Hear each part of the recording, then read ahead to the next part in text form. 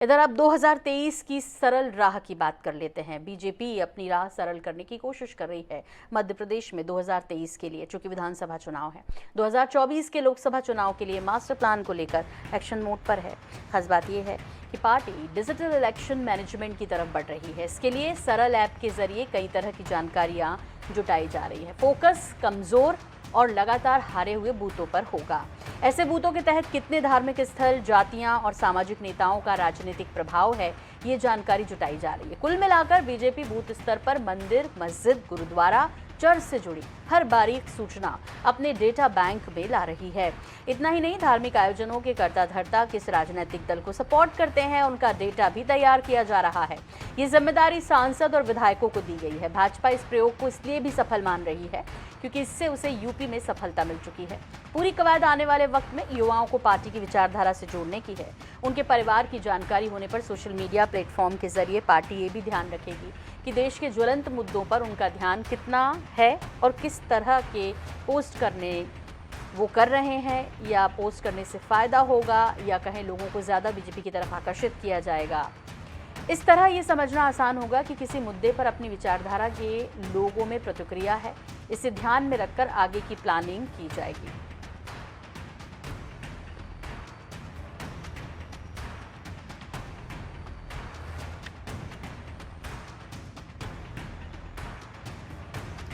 तो बीजेपी मध्य प्रदेश में 2023 विधानसभा चुनाव और उसके बाद लगे 2024 के लोकसभा इलेक्शंस की तैयारियों को लेकर एक्शन मोड पर है और इसके लिए वो सहारा लेने जा रही है सरल ऐप का। एक्चुअली सरल ऐप जो है वो ये जानने की कोशिश करेगा कि मंदिर, मस्जिद, चर्च, गुरुद्वारे से जो राजनीतिक दल हैं या जो उनके कार्यकर्ता हैं, उनमें किस फैमिली किसको सपोर्ट करते हैं, क्या विचारधारा है, बीजेपी की जो एक लाइन है उसे लेकर किसकी क्या प्रतिक्रिया है, ताकि 2023 के इलेक्शंस में चाहे वो घोषणा पत्र हो, चाहे लोगों को रिझाने की बात हो, ये बीजेपी आसानी से समझ पाए। तो इस सरल ऐप के ज़रिए उसी तरह की खबरों का प्रचार प्रसार कार्यकर्ताओं को जिम्मेदारी दी जाएगी कि अधिक से अधिक शेयर करें और ये सरल राह बनाने की कोशिश में, चूँकि इसी फॉर्मूले पर उत्तर प्रदेश में सरकार बनी और अब मध्य प्रदेश में इलेक्शंस हैं 2023 में, तो इसे ध्यान में रखते हुए बीजेपी की तैयारियां पूरी हैं।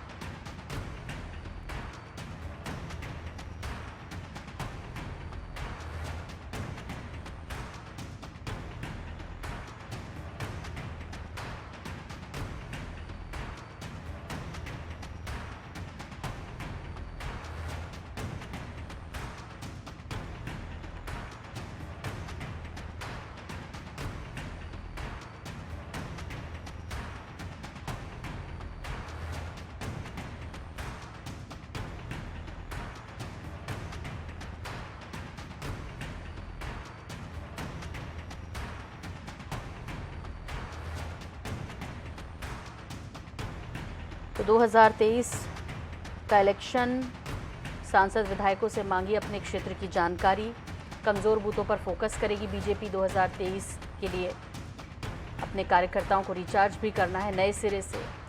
तो लोकसभा चुनाव के लिए भी मास्टर प्लान को लेकर एक्शन मोड पर है बीजेपी और इसीलिए मध्य प्रदेश बीजेपी ने पार्टी डिजिटल इलेक्शन मैनेजमेंट की तरफ बढ़ रही है। डिजिटल किस तरह डिजिटली लोगों को और अधिक पार्टी के करीब लाई जा सके, उसकी विचारधारा के समीप लाया जा सके, इसकी तैयारियां दरअसल कर रही है। सरल ऐप के जरिए कई तरह की जानकारियां जुटाई जा रही हैं।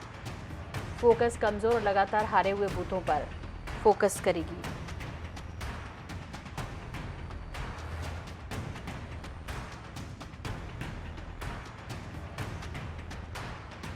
डॉक्टर हितेश वाजपेयी जी, वरिष्ठ बीजेपी नेता, हमारे साथ जुड़ रहे हैं। हितेश जी, आपसे जानना चाहेंगे कि सरल ऐप के ज़रिए लोगों को अधिक से अधिक जोड़ने और साथ ही साथ जो सांसद हैं, विधायक हैं, उनको अपने क्षेत्र की जानकारियां, जो आला नेता हैं उनके साथ साझा करने, अपने कार्यकर्ताओं के साथ साझा करें, इसके लिए सरल ऐप का सरल राह तैयार कर रही है पार्टी।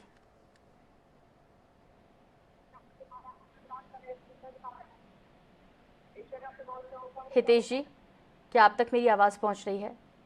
जी, आ रही है। जी सर, क्वेश्चन आपने शायद सुना नहीं, मैं एक बार फिर से दोबारा रिपीट कर दूं। सुना मैं पूरा हूँ, आपकी आवाज़ ही नहीं आई तो मैं क्या करूँ? जी जी जी, मैं फिर से एक बार सर दोहरा देती हूँ। मैं जानना चाह रही हूँ दरअसल सरल ऐप के बारे में, जिसके जरिए 2023 और 2024 की राह आसान होनी है, उसके बारे में थोड़ा सा।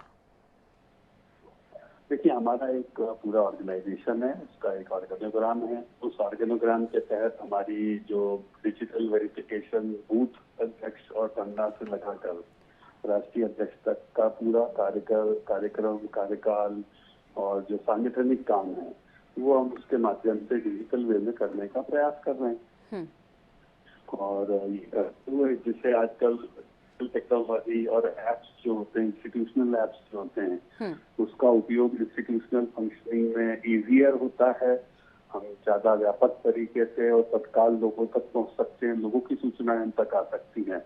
इसको ध्यान में रखते हुए काम करने का जो तरीका है उस ऐप के माध्यम से हम लोग कर रहे हैं। जी हितेश जी, लेकिन इसमें मंदिर, मस्जिद, गुरुद्वारा, चर्च, इस पर ज़्यादा जो है फोकस रहेगा। किस तरह से जो है ये कह सकते हैं कि कार्यकर्ता ज़्यादा शेयर करें या उनके बारे में जो जानकारियां इस ऐप के माध्यम से जुटाई जा रही हैं, तो क्या एजेंडा फिर से एक बार 2023-2024 में यही रहने वाला है? यदि हम उत्तर प्रदेश को याद करते हैं, उसे ध्यान करते हैं, तो जिस तरह भी वहाँ पे इलेक्शंस हुए हैं, तो यही एजेंडा रहेगा बीजेपी का इस बार भी? देखिए, आपका जो पूरा परसेप्शन यही गलत है। आपको किसने कहा उसमें मंदिर, मस्जिद, गुरुद्वारा हो रहा है? कहाँ से जानकारी मिली आपको? गलत है ये। तो किस तरह की सर जानकारियां फिर एकत्रित की जाएंगी इसके अंतर्गत, ताकि ज़्यादा से ज़्यादा कार्यकर्ताओं को जोड़ा जा सके, या इस डिजिटली प्लेटफॉर्म का उपयोग और बेहतर पार्टी के प्रति लोगों को आकर्षित करने के लिए किया जा सके? सोनल जी, पहले कि भाई ये जो उसको खरीद करता हूँ, उसको स्वीकार करिए।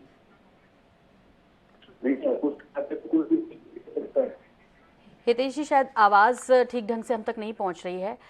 समझने की कोशिश कर रहे हैं कि आप क्या जवाब दे रहे हैं, लेकिन इस बीच हमारे साथ अब्बास हाफिज साहब जुड़ रहे हैं, प्रवक्ता कांग्रेस। अब्बास साहब, प्रतिक्रिया आपकी सरल ऐप को लेकर। देखिए, डिजिटली तो हर कोई पार्टी कर रही है, बीजेपी भी कर रही है, तो अब उसमें क्या सवाल? हर कोई अब इसी तरह आगे बढ़ रहा है।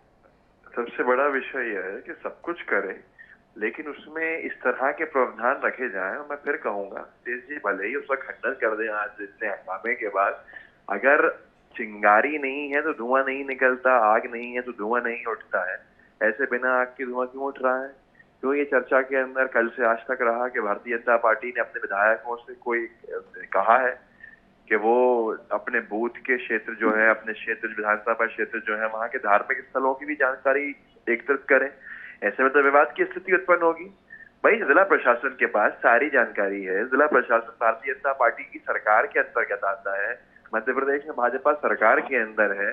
जिला प्रशासन से पूरी जानकारी ले सकती है। लेकिन अब विधायक जाएंगे धार्मिक स्थलों का निरीक्षण करने या उनकी जानकारी एकत्रित करने, तो विवाद की स्थिति उत्पन्न होगी। जब ऐसे विवाद की स्थिति उत्पन्न होगी तो फिर सांप्रदायिकता का माहौल वहां बन सकता है। तो इस तरह से सांप्रदायिक सौहार्द बिगाड़ने के लिए क्या जरूरत है इस तरह के काम करने की? ये बड़ा विषय है। अगर नहीं है तो फिर पार्टी ऑफिसर इसका खंडन प्रेस कॉन्फ्रेंस करके करेगी। क्या चीज फैली हुई है?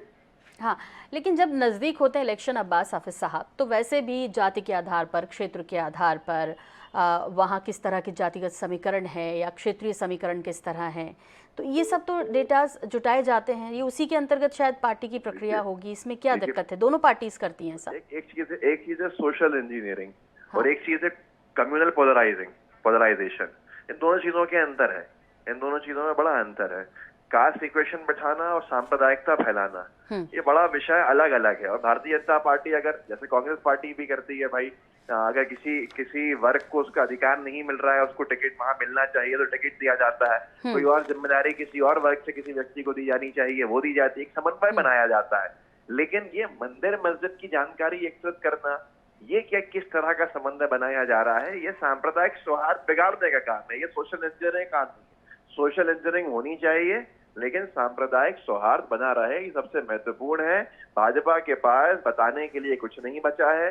भारतीय जनता पार्टी एक वैचारिक दिवालियेपन से गुजर रही है, जिसके पास उपलब्धि के नाम पे शून्य है, इसलिए वो इस तरह के कृत्य करने को मजबूर है। अब हितेश जी ने तो फोन ही काट दिया है, तो चूंकि उनसे संपर्क टूट गया है, क्योंकि नेटवर्क भी थोड़ा सा शायद वहाँ दिक्कत कर रहा है, हो सकता है कि संपर्क टूट गया हो। लेकिन अब्बास साहब, चूंकि वो तो ये कह रहे थे कि आपको किसने जानकारी दी, चूंकि उस खबर पर अब आपने एक बार फिर से ये मोड़ लगा दी है कि हाँ, इस तरह की बातचीत है, इस तरह की बातें हैं बाहर, तो समझना और सोचना तो बहुत आसान है कि क्या 2023 में और 2024 में यही एजेंडा देश में रहने वाला है। वैसे भी कांग्रेस लगातार आरोप लगा रही है कि दिवालियेपन से जूझ रही है मुद्दों को लेकर बीजेपी, और इसी तरह राजनीति आगे भी 2023-24 में जारी रखेगी। फिलहाल अब्बास साहब, बहुत शुक्रिया हमें वक्त देने के लिए आपका।